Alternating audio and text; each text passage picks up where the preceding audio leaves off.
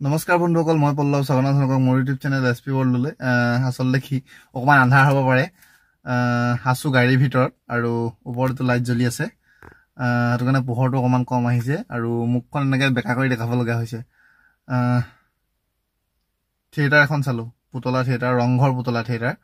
আৰু তাত আচলতে পুতলা থিয়েটাৰ কথা আপোনালোকে জানেই, আজিকালি বৰকৈ প্ৰচলিত নহয়, হেৰাই যাব ধৰা এটা শিল্প, প্ৰায় হেৰাই যোৱা নিচিনাই হৈছেগৈ। গতিকে সেই পুতলা থিয়েটাৰ কিমান সুন্দৰভাৱে আমাৰ তিয়কত চলিলে এটা সৰু ক্লিপ দেখাইছোঁ, আপোনালোকে চাওক।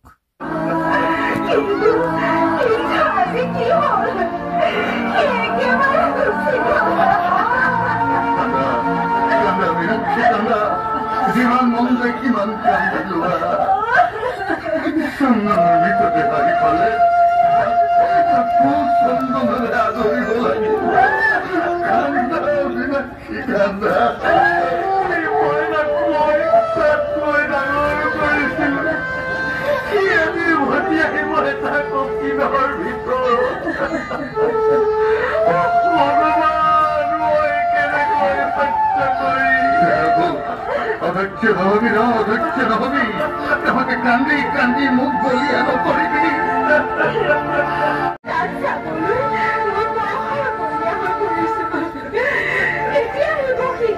আহিব আহিব ধৈৰ্য নহবা মীনাক্ষী, ধৈৰ্য নহবা। থানাৰ পৰা খবৰ পোৱা মতে কাটি লৈ আহিব। ইতিমধ্যে চাগৈ সি আহি বিমান বন্দৰত নামিছে।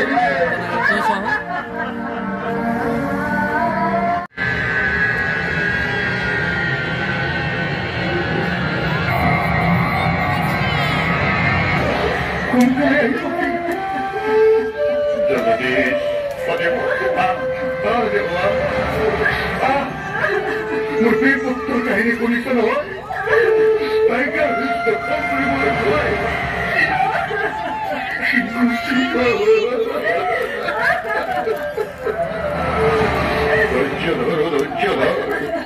সিহঁত আমাৰ এই গৌৰৱ নহয়, সিহঁত দেশৰ গৌৰৱ হৈ দেশৰ।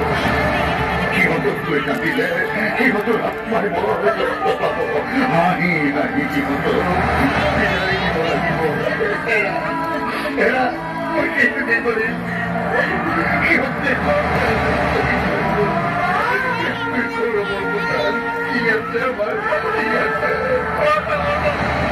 এতিয়া ঘৰখন সৈন্য হৈ গ'ল নহয়, এই সৈন্য ঘৰখনক লৈ গৌৰৱ কৰি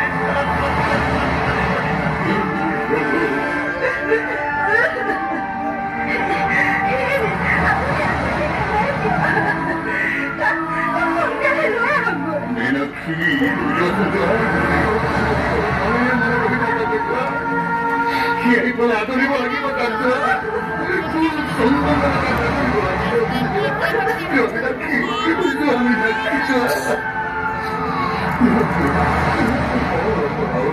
বুজাব নোৱাৰো একো ইহঁতক, মই একো বুজাব নোৱাৰো।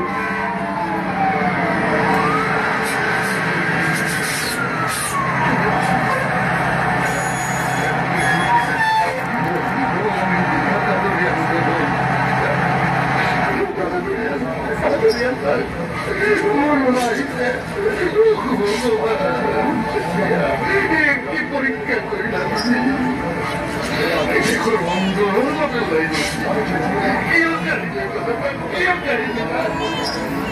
আনৰ মংগল সন্তান কাঢ়িছি, ইমান ডাঙৰ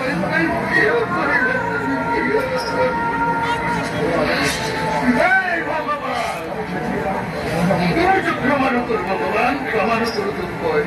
যদি নিব খুজিছিলি মোক কি কি অপৰাধ কৰিছিল মোৰ সন্তানটোৱে, কি অপৰাধ কৰিছিল?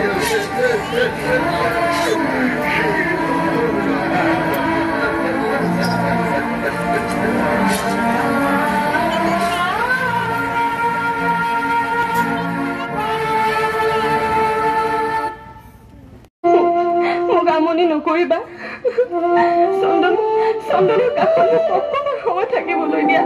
অকণমান নকৰিবা? আজি তুমি কিয় গৌৰৱ কৰিব পৰা নাই কোৱা? কিয় গৌৰৱ কৰিব পৰা নাই?